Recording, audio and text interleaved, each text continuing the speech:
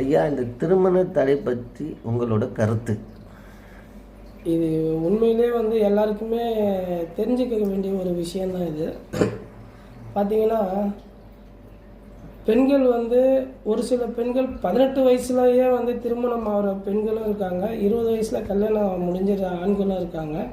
ஆனால் இதெல்லாம் மீறி 30 வயசு 30 முந்த நாள் கூட ஒருத்தவங்க வந்தாங்க, 36 வயசாயிடுச்சு அந்த பொண்ணுக்கு, ஆனால் திருமணமே ஆகலையாம்.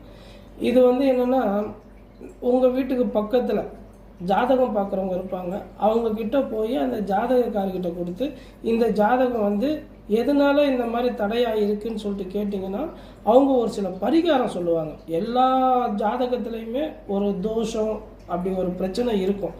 கண்டிப்பாக இந்த தோஷம்னு ஒன்று இருக்கும்போது ஒரு பரிகாரம்னு ஒன்று கம்பல்சரி இருக்கும்.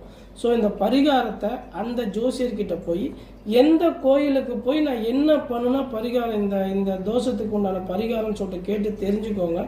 இதையும் மீறி ஐயா நான் அவங்க சொன்ன பரிகாரம்லாம் செஞ்சுட்டேன், ஆனாலும் எங்களுக்கு திருமண தடை எங்களுக்கு நீண்டிக்கிட்டே இருக்குது, பிரச்சனை போய்கிட்டே இருக்குது அப்படின்னு சொல்கிறவங்க கண்டிப்பாக நம்மக்கிட்ட நம்மளை தேடி வாங்க.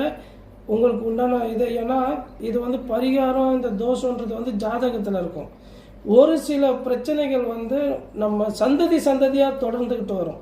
அந்த மாதிரி விஷயங்களை நம்மளால் சரி பண்ண முடியும். அது கோயில் குளத்துக்கு போய் சரியாக கட்டம் வரலைன்னா கண்டிப்பாக நம்மக்கிட்ட வாங்க.